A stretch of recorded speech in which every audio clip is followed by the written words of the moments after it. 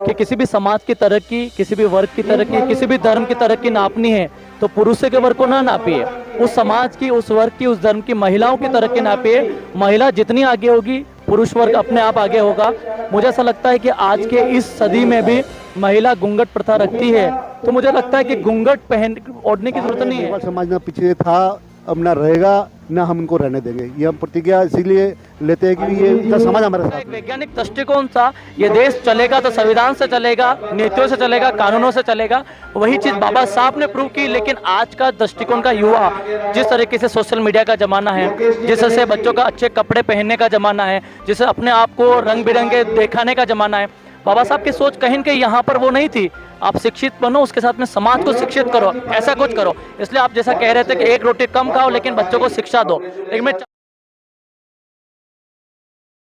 नमस्कार, आप देख रहे हैं एनबी न्यूज 24x7 नीलम बोध के साथ। और आज हम बलजीत नगर में आज अखिल मेघवाल विकास संघ की तरफ से बच्चों के लिए एक बहुत ही भव्य विशाल कार्यक्रम किया गया, जिसमें कि बच्चों को मोटिवेट करने का काम किया गया। और मोटिवेट के साथ साथ जो बच्चे उत्प्रेक्षा में प्रथम, द्वितीय, तृतीय स्थान जिन्होंने प्राप्त किया, आज उनको भी यहाँ पर सम्मानित किया गया। इसी कड़ी में राजस्थान से चलकर आए इंजीनियर राहुल जी, जो कि लगातार काफी सालों से बच्चों को निशा देने का काम कर रहे हैं। और सबसे बड़ी विशेषता ये है कि 3000 बच्चों को वो अपने इंस्टीट्यूट में फ्री ऑफ कॉस्ट पढ़ा रहे, तो उन्हीं से जानने का प्रयास करेंगे। राहुल जी, जिस तरह से आपने यहाँ पर बच्चों को मोटिवेट किया, तो क्या लगता है जो बच्चों को मोटिवेट करते हैं कहीं ना कहीं इसका प्रभाव बच्चों पर पड़ता है?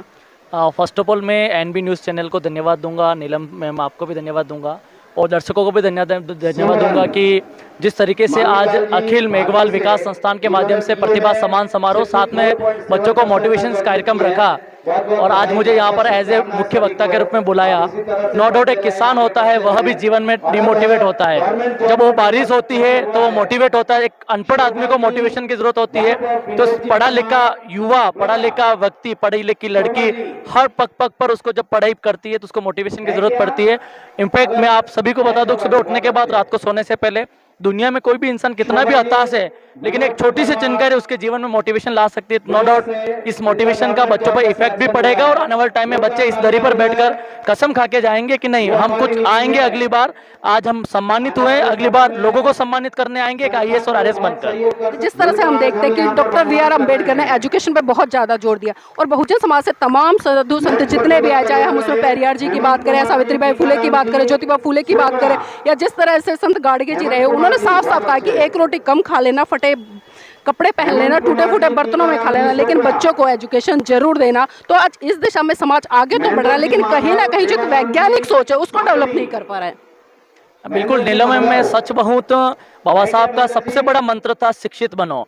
और शिक्षित का उनका मतलब यही था कि पैबे विक्टू सोसाइटी, यदि आप कुछ शिक्षित बन जाते हैं, कुछ योद्धे पे चले जाते हैं रिजर्वेशन के माध्यम से, आपके टैलेंट से, क्योंकि उन्होंने वो करके दिखाया जिससे आज अपन गौरवान्वित होकर शिक्षा ले पा रहे हैं। रही बात जो आपका क्वेश्चन था कि जिस तरीके से बाबा साहब का सपना था, शिक्षित तो बन रहे हैं लेकिन आजकल वैज्ञानिक दृष्टिकोण डेवलप नहीं हो पाया।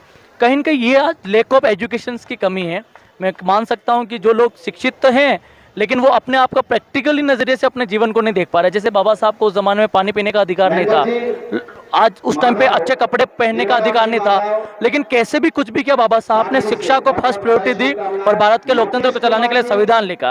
उनका एक वैज्ञानिक दृष्टिकोण था, ये देश चलेगा तो संविधान से चलेगा, नीतियों से चलेगा, कानूनों से चलेगा।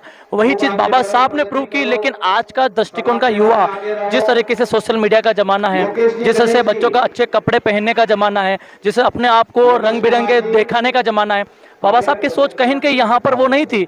आप शिक्षित बनो, उसके साथ में समाज को शिक्षित करो, ऐसा कुछ करो। इसलिए आप जैसा कह रहे थे कि एक रोटी कम खाओ लेकिन बच्चों को शिक्षा दो। लेकिन मैं चाहूंगा वैसे बच्चे भी बने जो कोई बात नहीं, स्मार्टफोन नहीं रखे, अच्छे कपड़े नहीं पहने, लेकिन पापा मम्मी की पूरी जवानी जो हमारे पढ़ाई के लिए लगाते हैं वो मजदूरी करके, उनके साथ कोई मजाक नहीं उड़ाए, ऐसा कुछ काम करके दिखाया है। जी, इसी कड़ी में मेरे साथ में राठौर जी भी हैं, जो कि इस कार्यक्रम के आयोजकर्ता के साथ साथ में अध्यक्ष है। राठौर जी, जानना चाहूंगी, जिस तरह से आज विशाल और भव्य कार्यक्रम का आप लोगों ने आयोजन किया है, तो खाली पर्टिकुलर इसमें मेघवाल समाज के बच्चे थे, अन्य बच्चे भी आए हैं? नहीं, आज ये मेघवाल समाज के बच्चे थे। पहले हमने जो 3 प्रोग्राम करे उसको सिर्फ हम एक बलजीत नगर तक सीमित रखा था, लेकिन आज ये प्रोग्राम हुआ है उसमें टोटल दिल्ली के बच्चों को हमने बुलाया है। एक मेघवाल समाज परगना है, उनके बच्चे भी यहाँ पे आए, वो उनके खुद पेरेंट्स आए और पूरी संस्था के लोग आए। तो धीरे धीरे हम एक सीमित एरिया से जाके, क्योंकि एक दिल्ली एक ऐसा क्षेत्र है जहाँ पे हर जगह के लोग हैं, और हर लोग जगह के लोग हैं, लेकिन हम एक दूसरे को पहचान नहीं पाते। तो ये एक बहुत अच्छा एक जरिया है जिससे हम भी ये कह सके कि हम भी मेघवाल समाज है, आप भी मेघवाल समाज हो। आप दूर भले हो, लेकिन कभी साल 2 साल में एक ऐसा मंच होना चाहिए जिसमें सब इकट्ठे होकर अपने समाज को एक दूसरे को जाने पहचाने, बच्चों की प्रतिभा को निखारे हम, और एक दूसरे को कंधा से कंधा मिलाकर जब तक हम नहीं चलेंगे तब तक हमारा समाज आगे नहीं बढ़ पाएगा।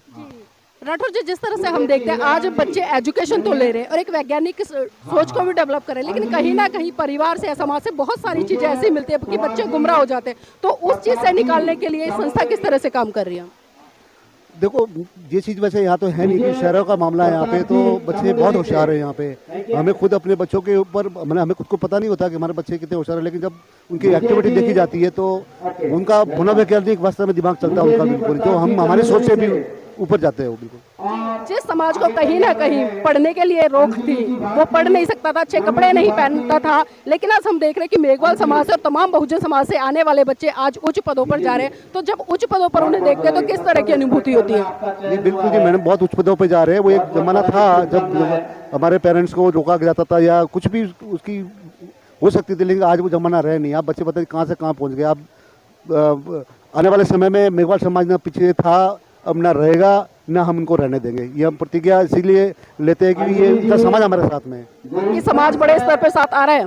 बिल्कुल बिल्कुल, समाज बिल्कुल इतना तो शहरों में देखो सब अपने काम करने पे जा रहे हैं, लेकिन आज संडे का दिन है और संडे का दिन ऐसा नहीं है कि सबकी छुट्टी होती है, क्योंकि यहाँ सरकारी जॉब वाले बहुत कम है। यहाँ पे ज़्यादातर प्राइवेट जॉब वाले ही है। तो अगर वो इतनी संख्या में यहाँ पे छुट्टी करके बच्चों के लिए बैठे हैं तो ये इसी से हमारा हौसला बढ़ता है। तो हमें लग रहा है कि इनके हौसलों के मुताबिक हम समाज को अच्छा संदेश देने जा रहे हैं। जी राहुल जी, एक बात और जानना चाहूँगी, क्योंकि आप बच्चों को पढ़ाते हो और एजुकेशन के साथ आप कहीं ना कहीं एक अवेयरनेस एजुकेशन भी देने का काम करते हो। तो आज जिस तरह से तमाम वक्ताओं ने, खासकर यहाँ पर प्रोफेसर साहब ने एक बात करी, क्योंकि जितनी भी महिलाएं आगे बैठी थी वो घूंघट में बैठी थी। आज 21वीं सदी में होने के बावजूद और खासकर भारत का संविधान जब आपके पास में, तो कहीं ना कहीं ये इस तरह की रूढ़िवादी परंपराएं इनको तोड़ नहीं देना चाहिए। बिल्कुल नीलम मैम, जैसे जब तक किसी भी, क्योंकि डॉक्टर B.R. अम्बेडकर ने एक बात बहुत अच्छी कही थी उस जमाने में कि किसी भी समाज की तरक्की, किसी भी वर्ग की तरक्की, किसी भी धर्म की तरक्की नापनी है तो पुरुषों के वर्ग को ना नापिए, उस समाज की, उस वर्ग की, उस धर्म की महिलाओं की तरक्की नापिए। महिला जितनी आगे होगी पुरुष वर्ग अपने आप आगे होगा। मुझे ऐसा लगता है कि आज के इस सदी में भी महिला घूंघट प्रथा रखती है, तो मुझे लगता है कि घूंघट पहन ओढ़ने की जरूरत नहीं है। यदि घूंघट रखेगी तो आने वाले टाइम में उनकी आने वाली बेटियां क्या उससे संदेश लेगी।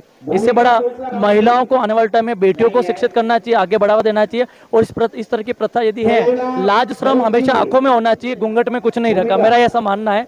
ये देखो बहुत सारे लोग घूंघट भी निकालते हैं और मन में दूसरों के लिए गलत संदेश जाता है।